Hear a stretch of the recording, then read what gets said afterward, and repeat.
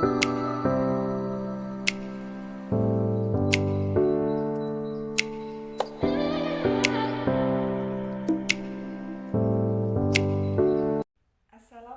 warahmatullahi wabarakatuh. Perkenalkan, nama saya Ulfa Suciati, NPM 180600408 dari kelas 4A Prodi Pendidikan Guru Sekolah Dasar Universitas Muhammadiyah Pringseu Lampung.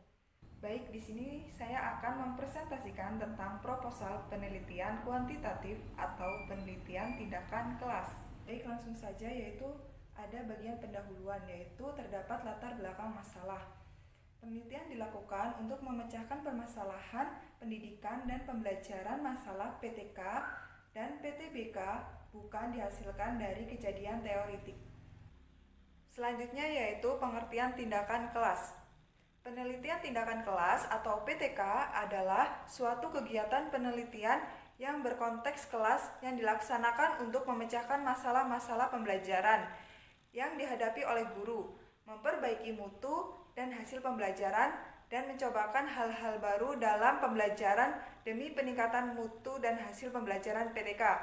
PTK merupakan kegiatan penelitian yang dapat dilakukan secara individu maupun kolaboratif.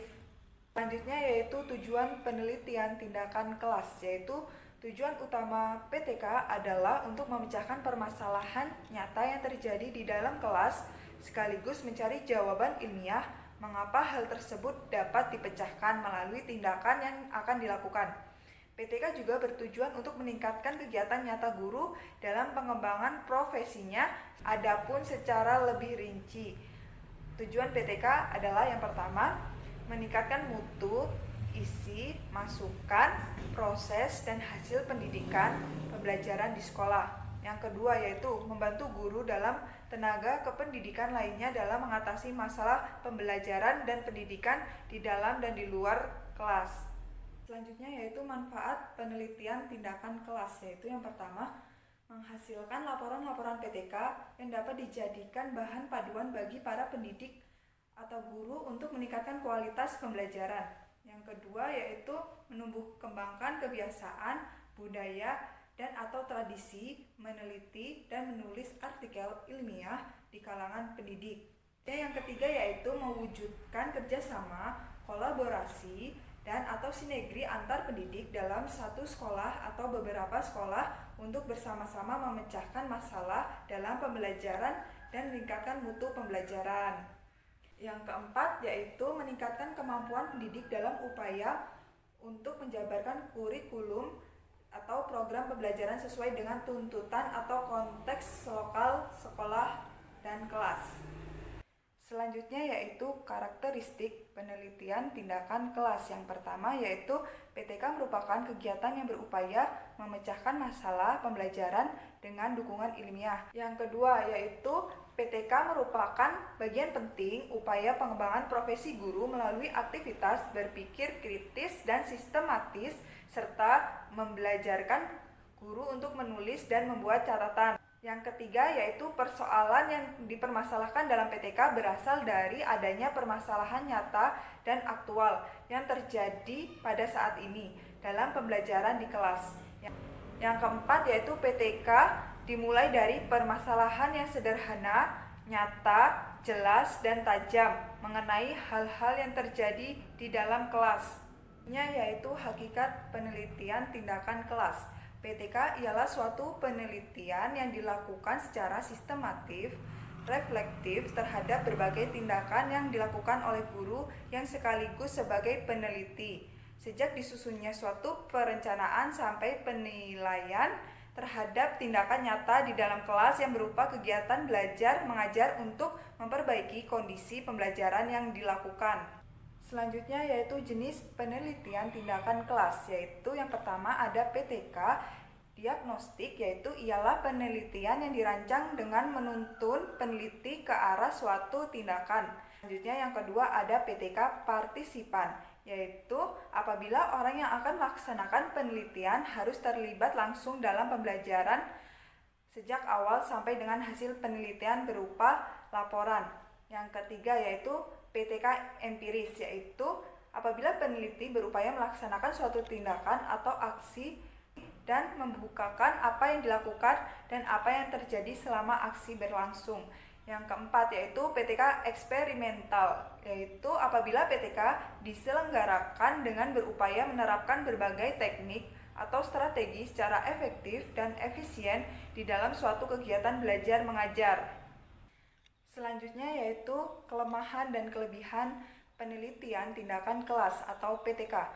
Yaitu kelemahannya yang pertama adalah kurangnya pengetahuan dan keterampilan dalam teknik dasar peneliti karena terlalu banyak berurusan dengan hal-hal praktis. Yaitu kelemahannya yang pertama adalah kurangnya pengetahuan dan keterampilan dalam teknik dasar peneliti karena terlalu banyak berurusan dengan hal-hal praktis.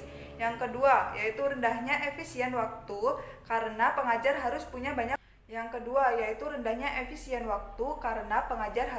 banyak komitmen peneliti untuk terlibat dalam prosesnya, sementara pengajar harus melakukan tugas rutin. Adanya kelebihan dari PTK yaitu yang pertama, yaitu peneliti dapat melakukan penelitian tanpa meninggalkan tempat kerja. Yang kedua, peneliti dapat melakukan perlakuan yang dilakukan pada responden dalam peneliti. Selanjutnya yaitu adanya kesimpulan dari PTK, yaitu tindakan kelas merupakan suatu bentuk dari penelitian yang bersifat reflektif dengan melakukan tindakan-tindakan tertentu. Dapat memperbaiki dan atau meningkatkan praktik-praktik pembelajaran yang dilakukan bersama di kelas. Pembelajaran yang dilakukan bersama di kelas secara profesional. Di sini saya akan memberikan contoh penelitian tindakan kelas atau PTK.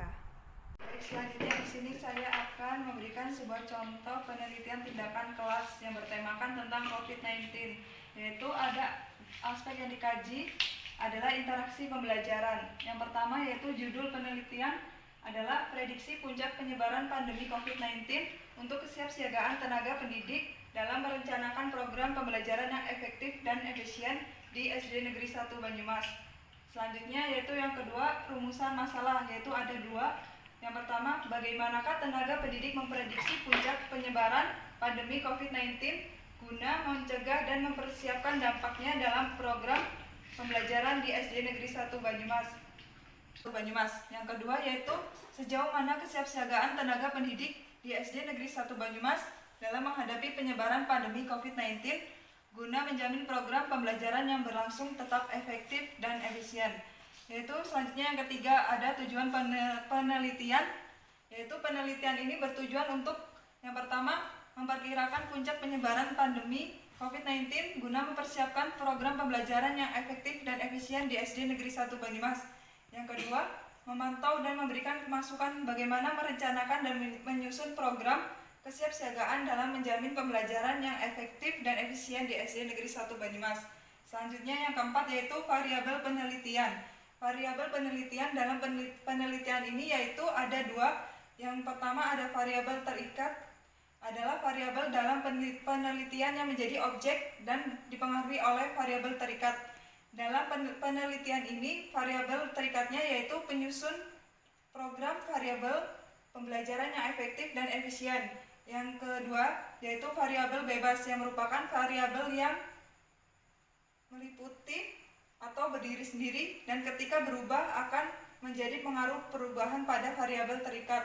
Jadi pengaruh perubahan pada variabel terikat dalam penelitian ini, variabel bebas meliputi sejauh mana prediksi puncak penyebaran pandemi COVID-19 dan pemberlakuan program belajar di rumah. Selanjutnya hipotesis, yaitu yang pertama penyebaran pandemi COVID-19 dan program pembelajaran dari rumah akan menyebabkan proses pembelajaran tidak efektif dan efisien. Selanjutnya yang kedua, kesiapsiagaan pendidik di SD Negeri 1 Banyumas dalam merencanakan sistem pembelajaran yang efektif dan efisien terkendali akibat tidak mengetahui prediksi puncak penyebaran pandemi COVID-19. Sekian dan terima kasih. Wassalamualaikum warahmatullahi wabarakatuh.